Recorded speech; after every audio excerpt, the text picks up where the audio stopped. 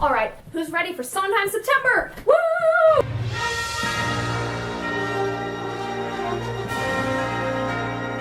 American composer Stephen Sondheim is known for writing music and lyrics for over 50 years of musicals, including Into the Woods, Sunday in the Park with George, and Sweeney Todd. He's won 8 Tony Awards and 8 Grammys, has a theater named after him in New York, and owns 2 standard poodles named Addie and Willie. But today we're going to look at his 1990 one-act musical Assassins, which uses the framing device of a carnival game to tell the stories of 9 people throughout history who assassinated or attempted to assassinate US presidents. Also, since this is pretty heavy subject matter, we're going to have periodic cutaways to an adorable kitty cat.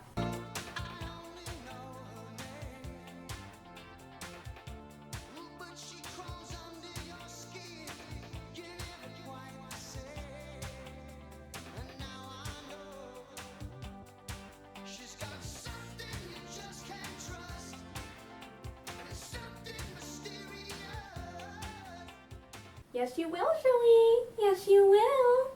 I'm the Broadway Neophyte, and this is Assassins.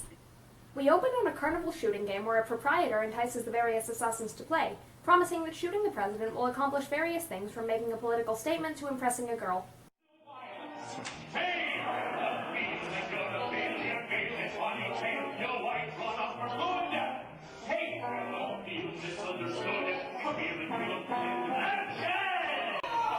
Much like a real carnival game, the promises are mostly empty. 5 of the assassins weren't successful, and the 4 who were ended up shot, hanged, or electrocuted within the next few months. We see that the show takes place in a kind of anachronistic space that allows the assassins to bounce off each other, argue with, and motivate each other, leading to some fun interactions like Charles Guiteau and Leon Czolgosz arguing about whether America is a land of opportunity, or Squeaky Fromm freaking out Sarah Jane Moore with the teachings of her Charles Manson cult. Charlie said that fast food is a stinking swill Americans lap up the way a dog returns to its own vomit. There's also a balladeer, played by Neil Patrick Harris, who, like the proprietor, seems to be more of a symbolic narrator figure than a historical one. His role is to sing upbeat folk-style songs about all the successful assassins. Johnny Boot with a handsome devil, got up in his rings and fancy silks, had a temper but kept it level, everybody calling Wilkes. Why did you do it, Johnny? Nobody agrees. You who had everything, what made you bring a nation to its knees? The first person to receive one of these ballads is John Wilkes Booth, who killed Abraham Lincoln in 1865 and is now regarded as something of a celebrity and hero to the assassins. So when Booth tells Italian anarchist Zangara that he should try to cure his stomach pains by shooting President Roosevelt, it seems like a pretty good idea. Zangara misses the president but kills the mayor of Chicago instead, and is executed while the media focuses on the bystanders who claim to have personally saved the president.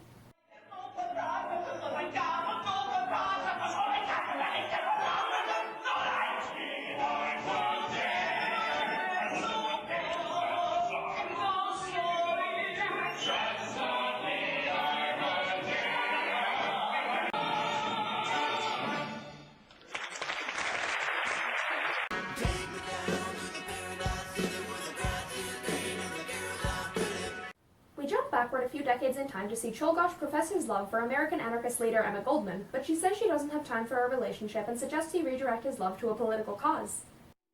They make us servants, man. We do not make servants of each other. He follows her advice, reflecting on all the workers that have to die in the steel mills and factories to make a gun, and decides his gun will take one more victim, President McKinley.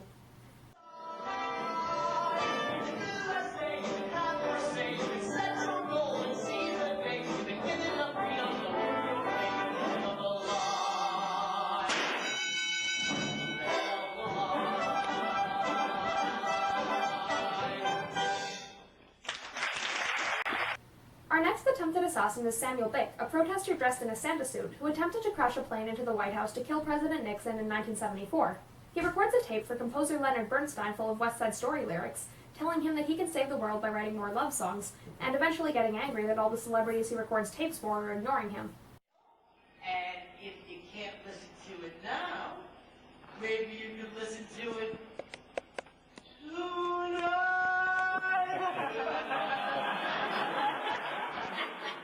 The monologue has the same kind of dangerous sociopath acting silly and referencing pop culture vibe as the Fromm and Moore scenes, and also must have been deeply weird for Stephen Sondheim, who worked with Bernstein on West Side Story. It was, in fact, something that really happened.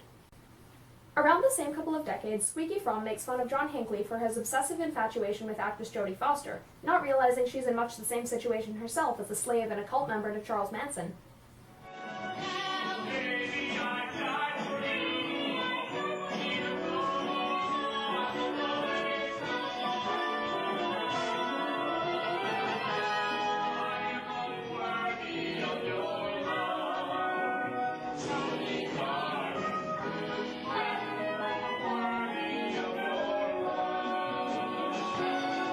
Best blonde love duet ever, or what?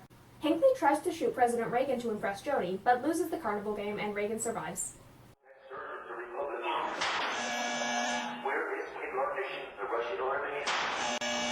We then travel from the 80s to the 1880s, where Charles Guiteau kills President Garfield after his job application to be ambassador to France is rejected. Guiteau was a religious man who was living in poverty at this point after failing at several jobs, and the staging makes him appear to be praying to Garfield, who only appears as a booming god voice in the sky.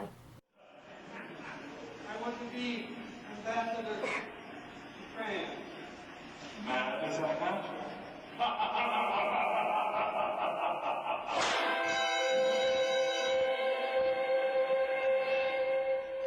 The assassination doesn't come off as a hatred for a human politician so much as a rage against God for everything that went wrong in his life.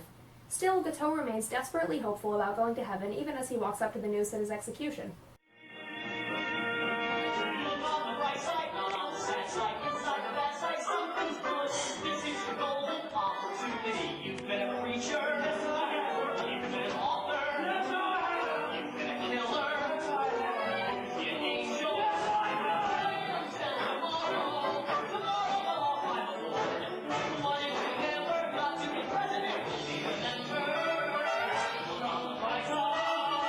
Hang in there, Guiteau.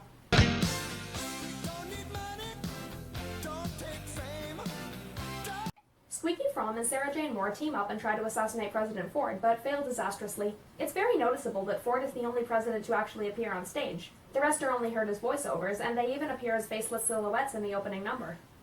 Ultimately, the politics of each individual president are just an excuse for most of the assassins. Their real motive is expressing their rage and frustration with the world when everything else has failed. And then where are we? What do we do? Who do we believe? Who do we trust? What do we do? We do the only thing we can do. We kill the president.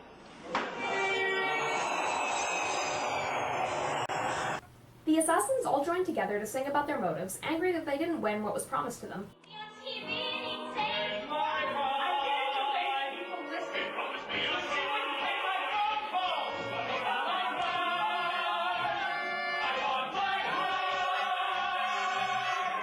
The balladeer tries to convince them that the American dream still exists, and that they don't have to turn their bitterness into violence. But led by the proprietor, they warp his "try until you get a prize" mantra into a reason to keep trying to assassinate presidents.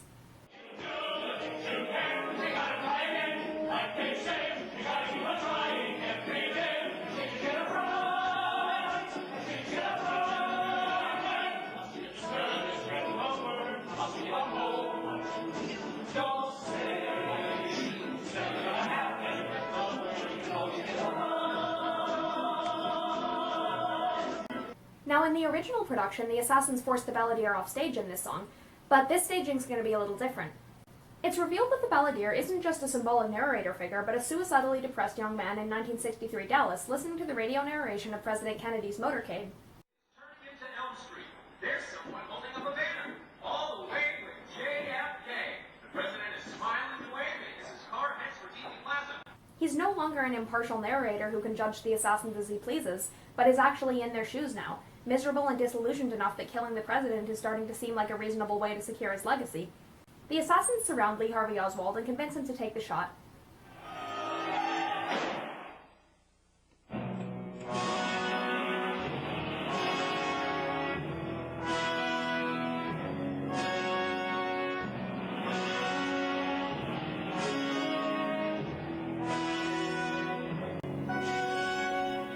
Flashing carnival lights show that he's won and taken his place in history among the other assassins, and the famous Zapruder film of Kennedy's death is projected on his t-shirt. The ordinary citizens mourn the loss of their president, but the assassins sing a cheerful finale song that, out of context, could be mistaken for a generic saccharine follow your dreams number. Oswald concludes that the motivation they all share is making a difference and being listened to by the public.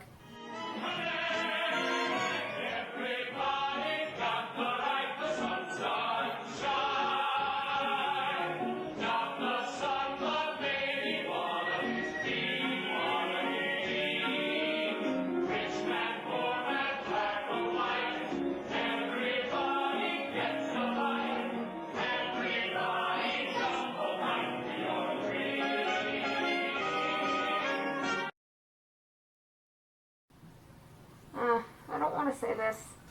Okay. While I love Sondheim's lyrics, I think a lot of his music is repetitive and unmemorable to the point of being kind of annoying. And I think this negatively affects songs like Another National Anthem, which would work much better as the climactic plot development of the show if the tune was more hummable, and if it didn't repeat the words prize and dreams until they didn't sound like words anymore. However, this does not mean there aren't good songs in the show. I especially like the Ballad of Booth, which is a kind of bloody Andrew Jackson-esque argument between a historical figure and a future person telling him about his legacy. Booth insists that his motivations for shooting Lincoln were purely political, and that he was saving his country from a tyrant. But the balladeer speculates that his turn to violence was because of his personal issues: alcoholism, jealousy of his brother's fame, desire to be a recognized name after losing favor with theater critics. I'd like to take this moment to mention that all the actors in this production are fantastic, and that I would never ever say anything bad about them. And indictment of the former President of the United States, Abraham Lincoln, who was here in charge of the following high crimes and misdemeanors. They say your ship was sinking, John. 1. That you ruthlessly provoked the war between the states, which cost some 600,000 of my countrymen their lives. 2. You started missing Hugh. 2. That you could silence your critics in the North by hurling them into prison without benefit of charge or trial. 3. They say it wasn't Lincoln, John. Shut up. 3. You merely had to abandon you. I said shut up! This song is almost like a mini musical by itself, with cheerful folk music from the balladeer, the aforementioned ominous dispute over Booth's motives, and Booth's very musically pretty final dying speech. Down my soul, if you must, let my body turn to dust. Let it mingle with the ashes of the country. I think Assassins does a really good job of humanizing historical figures without excusing or downplaying their actions. The show definitely doesn't let you forget that these are bad people, racists, stalkers, murderous cultists, but they're also portrayed as kind of sad and pathetic for the most part. Regular people who have lost enough faith in life that assassinating the commander-in-chief seems like the only way to make their existence recognized. I really especially like the staging choice of making the balladeer and Lee Harvey Oswald the same person, transforming the character from a detached narrator who's certain he would never shoot a president to a real person who loses enough belief in the American dream to actually do it. The roles from the Ballad of Booth are switched by the end, with Booth traveling through time to push his ideas about legacy and morality on Oswald, who's now the one growing increasingly distressed and yelling at him to shut up. There's also a lot of fun dark humor and ironically upbeat songs, which helps to balance out how depressing the subject matter is. It's a free country. That was a joke. In general, I think Assassins is an intense, fascinating show that deserves more recognition. I'm the Broadway Neophyte, and don't assassinate people, that's bad. Chol gosh, angry man said, I will do what a poor man can. Yes, and there's nowhere more fitting than in the Temple of Music by the Tower of Light, between the Fountain of Abundance and the Court of Lilies at the Great Pan American Exposition in Buffalo.